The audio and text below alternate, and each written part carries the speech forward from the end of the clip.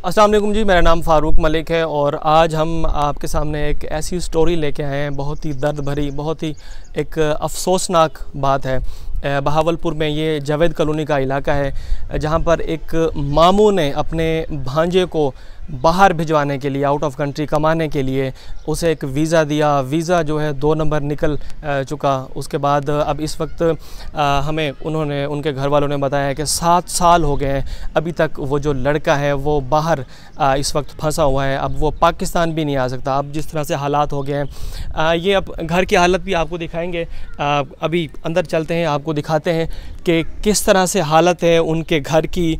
और मज़दूर लोग हैं, मज़दूरी करता था यहाँ पे लड़का, अपने मामू के साथ मिस्त्रियों का काम करते थे।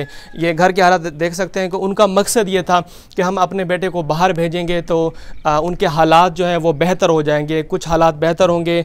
उसकी शादी भी हुई है, उसकी एक छोटी सी बच्ची भी है, लेकिन उसके बाद हालात बजाय ठीक होने के, अच्छे होने के, हालात मज़ीद ख़राब हो गए। वहाँ पर इन्होंने हमें बताया कि इन्होंने कमा कर वहाँ पर उनको पैसे भी दिए, यहाँ पर जो उनका मामू है उसको भी पैसे दिए हैं।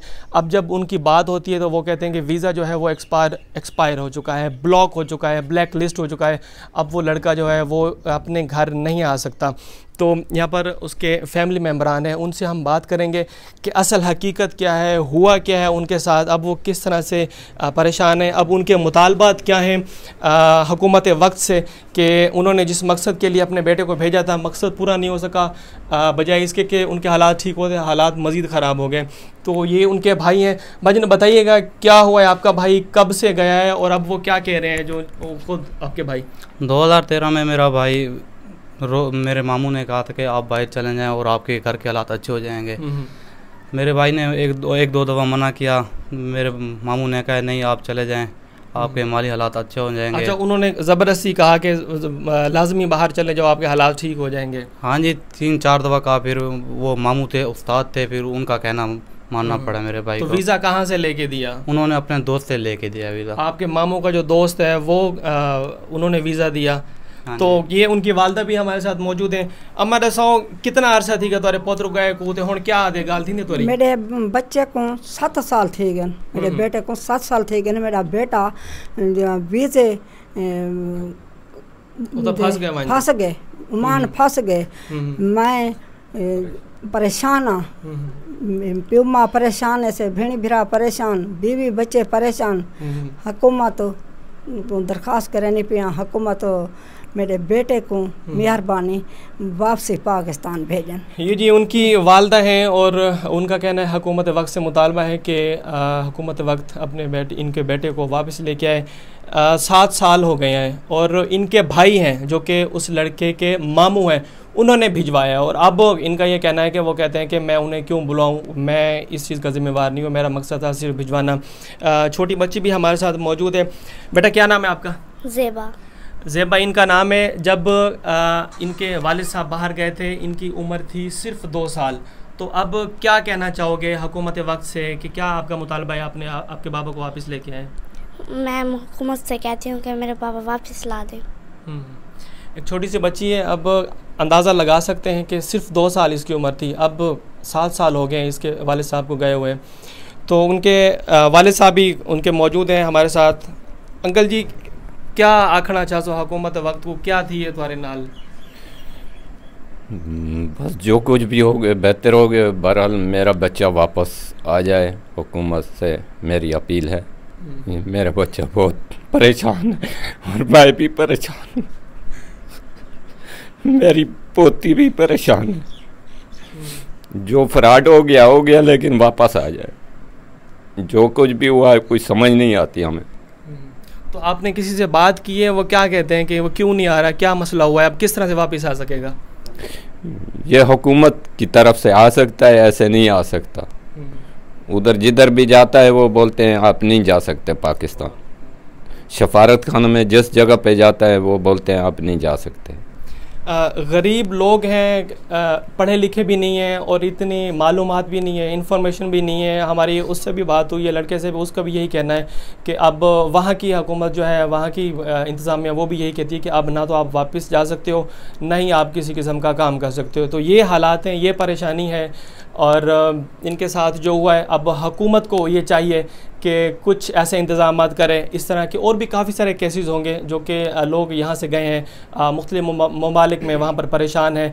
तो इस तरह का कोई इनिशिएटिव लेना चाहिए गवर्नमेंट को कि वहाँ पर जो फंसे हुए हैं, यहाँ पे जिन लोगों ने भेजा है, जिन लोगों ने ज़्यादती की है, जिनकी वजह से वहाँ पर ये परेशानी है, तो उनके ख़िलाफ़ भी कार्रवाई की जानी चाहिए। अस्सलाम वालेकुम, मेरा नाम मोहम्मद फ़याज़ है। मैं पंजाब शहर बहावलपुर का रहायशी हूँ और मेरे वालिद साहब का नाम मोहम्मद ईसा है। मैं मामू के पास, ग़ुलाम शबीर उनका नाम है, उनके पास काम करता था। 3-3.5 साल उनके पास शागिर्दी की है मैंने। बिल्डिंग यानी मिस्त्रियों का काम उनके पास करता था और इतना अर्सा काम करने के बाद, 3 साल काम करने के बाद उन्होंने मुझे बाहर भेजा। उन्होंने कहा तुझे बाहर भेजता हूँ, तेरे हालात अच्छे हो जाएंगे, तू गरीब आदमी है।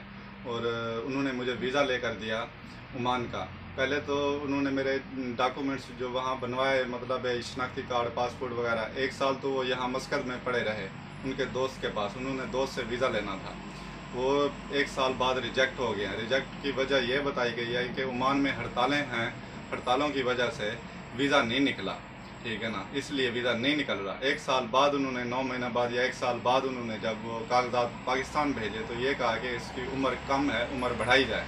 तो मैंने मामू को कहा कि आप छोड़ दें, ये ख़तरे वाला काम लगता है। मामू ने कहा मेरा दोस्त है, कोई परेशानी नहीं है इसमें, अल्लाह खैर करेगा, तुझे वीज़ा लेकर दूंगा मैं। और फिर मुझसे कागजात बनवाए, यानी कि उन्होंने खुद साथ दिया, मेरे साथ भाग दौड़ की, ठीक है ना। मेरे पास पैसे भी नहीं थे वीज़े के, उन्होंने कहा पैसे मैं खुद दूंगा वीज़े के, ठीक है, कुछ उधार कर लेंगे, मैं अपने दोस्त से उधार कर लूँगा। और उन्होंने फिर मेरे कागजात बनवाए। कागजात बनवाने के बाद फिर मेरा वीज़ा लिया है ओमान का। और जब मैं यहाँ आया तो 1 महीना तो यहाँ मैं बैठा रहा, वीज़ा नहीं लगता था। कभी कोई मुश्किल आ जाती थी, कभी कोई मुश्किल आ जाती थी, कभी कहते थे कफील नहीं है, ऐसा है वैसा है, एजेंट नहीं है। इस वजह से मैं बैठा रहा। और जब मेरा वीज़ा लग गया उसके बाद 5-6 महीना काम करने के बाद उन्होंने मुझे ये कहा फ़ोन करके, मामू के जो दोस्त थे, उन्होंने कहा कि तेरा वीज़ा जो है वो ब्लैक लिस्ट हो गया, 150 रियाल चाहिए। यानी कि उस वक़्त का ओमानी रियाल 150 रियाल के 45,000 रुपये बनते थे।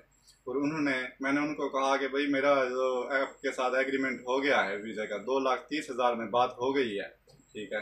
कुछ पैसे मामू ने दिए थे और 1 लाख रुपये मामू के दोस्त जो थे उनको मैंने यहाँ मस्कत में कमा कर अदा करने थे और मामू को भी मैंने ओमान से कमा कर देने थे। तो मैंने उनको कहा कि भाई ये पैसे मैं क्यों दूँ एक्स्ट्रा। उन्होंने कहा भी ये आपको देने पड़ेंगे, नहीं तो आपका वीज़ा ख़राब हो जाएगा।